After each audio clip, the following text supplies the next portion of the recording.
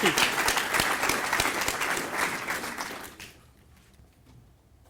So,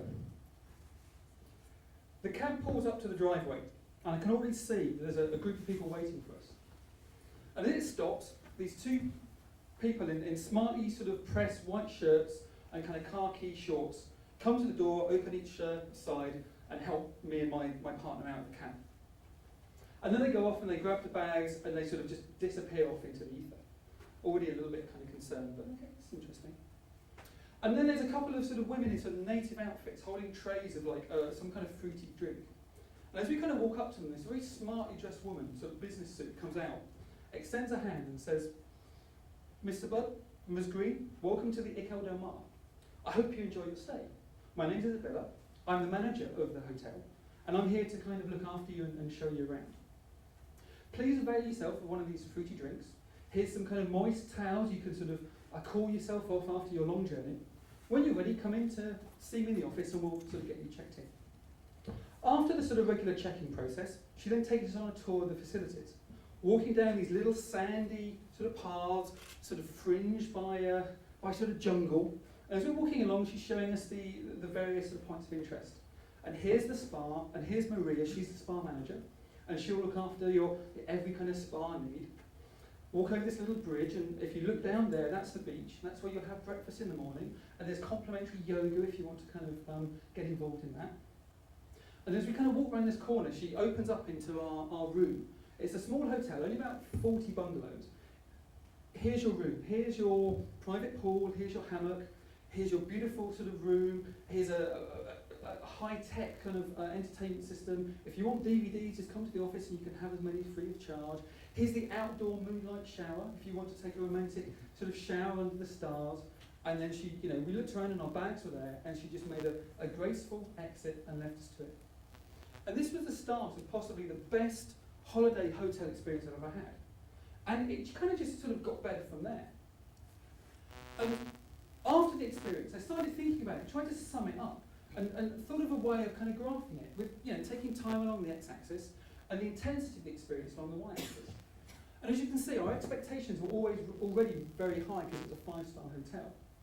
But initially, the welcome, exceeded that expectation. And the show around and the tour exceeded it even more until we kind of peaked, with this kind of delirium of this beautiful hotel. And then we kind of dropped down into this kind of lull of satisfaction, punctuated by little peaks of excitement like the spa treatment or the yoga on the beach. And it got me thinking that this experience wasn't even. The stuff that happened at the start and the stuff that happened at the end was more poignant. It kind of stayed in my memory slightly longer than the stuff in the middle. Not to say that the stuff in the middle wasn't important. So one of the things I think is really interesting is if you are going to be spending time creating experiences, focus on the end points, focus on the start and the end, focus your attention on that initial experience. The other thing that was really interesting is how we actually judge experience. Logic would dictate that what we do as logical humans is we tot up all the troughs and the peaks and then work out like a mean level of experience. But actually, our old brain doesn't do that. Our old brain just wants simplicity. And actually all we do is we focus on 2 points along the experience curve. The peak experience and the end point. And then we take an average of the two. So actually, and this peak experience could be a positive peak or a negative peak. So you can have an amazing journey, an amazing experience, but if there's one negative drop, and it's a significant drop, and that becomes a peak experience, you can destroy all the extra work you've done. So when you're creating products and services and experiences, you need to focus on those 2 points, the peak and the end. The other thing is really interesting is, as well as my experience being based on my expectations, my experience is also based on every single experience I've ever had, every single hotel experience. And so one of the reasons why this hotel experience is so great is because I've stayed in other hotels where, it was nice, but they drop off. There's a long wait to check in, or I had to find my own room and it was really complicated, or I get into the room being told there's Wi-Fi and you've got to pay for it. And so I'm judging everything. Every experience I have is judged on prior knowledge. And so again, when you're designing something, you've got to realise that you're not building it into this kind of closed environment. You're building and designing within an ecosystem. So today I'm going to talk about 3 things. I'm going to talk about how to create a great first impression. I want to talk about how to kind of manage and maintain quality, and how to design for peak experience. But first, I want to talk about why. Why do we care about experience? Well, this book by Joseph Pine called The Experience Economy basically talks about this idea that moving away from a service or product or commodity type economy, and we're moving towards experiences. People are willing to pay a lot of money for experiences. And the example he gives is this. You take raw coffee, and you farm it, and you pick it, and you dry it, and you pack it, and you ship it. And it costs about 1p a cup. However, if you roast it, if you grind it, if you package it and sell it as a product, people are willing to pay 10p. 1,000% increase just by that sort of little value chain. And it's gone from being a commodity to a product. If you sell it as a service, a nice cup of joe next to this greasy sort of fry-up, people are paying maybe 90p for it. The difference between the 90p and the 10p is your basically sort of willingness to pay the extra 80p for somebody else to do the work for you. And also, you know, just the opportunity of having a coffee now rather than having to go home and make it yourself. This is where it gets really interesting though. If you have your coffee in a beautiful cafe, with beautiful surroundings, with a nice waitress, with nice sort of food around, beautiful ambience, as part of an experience, you'll pay sort of £2.30, £2.40, £2.75. In fact, this is what Starbucks does. Starbucks don't sell coffee. Starbucks sell an experience. Starbucks sell the experience of being in Starbucks. They're in the experience business. So what this means is, as you move up the value chain from commodity to product to service to experience, you're adding value. You're creating an offering that you can charge more for and is differentiated from your competition. Because frankly, there's very little difference between coffee picked from one plantation or another. There's very little difference between, you know, one ground coffee and another. You know, maybe, you know, a couple of p per cup. But when you start looking at services and experiences, that's where you can differentiate yourself, and that's where you can add value to the system. And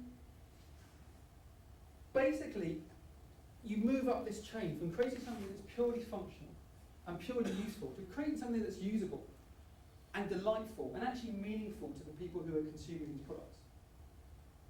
Now, if we're a business owner, there's two things we can do. We can hope, we can keep our fingers crossed and hope that the work we do naturally turns into this beautiful experience, or we can design it. Now, unfortunately, far too many companies, far too many company owners go for the former. They hope, just by strength of will, that they create something that is engaging. But actually, I think you've got to put a lot of work and effort into designing a good experience. Design is not about style. It's not about gloss. It's not even about form and function. It's about hardcore problem solving and strategic thinking. So, the three techniques. First off, how to create a positive first impression. Well, I'm sure when I stepped onto the stage and started talking, you all made some kind of impression about the way I was dressed, the way I sounded, as to whether it would be an interesting talk or not. First impressions make a huge difference. As you know, as Mike said in his session, you know, there's loads of study, there's loads of science about this. It turns out that women tend to be able to make up their mind about the potential suitability of a mate, a partner, within the first 30 seconds of meeting them, which is a very, very quick time. So guys, if you're meeting people for the first time, you've got to be on your ball. Men tend to be a little bit more indecisive. It takes them about 2 or 3 minutes to make up their mind, but I'm sure if you're a woman, you probably know that about your men folk anyway. We do judge books by a cover. You know, the visual appeal is vastly important. Apple know this only too well. They will make you fall in love with their products before you've even got it out of the box. There's something delightful about opening an Apple product, opening an iPod, you know, slowly peeling off the plastic wrap. It's sensual. It's almost like undressing your girlfriend for the first time. It's an amazingly emotive experience.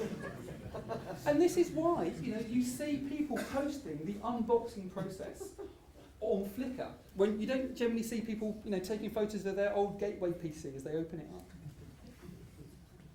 up. you need to create an experience. You need to create that wow factor. Disney do this well, and I'd love to talk to you more about some of the stuff that Disney do. Disney are an amazing company for creating this wow experience. And you need to make the experience memorable and fun. Again, the first use of moo kind of captures you, it captivates you.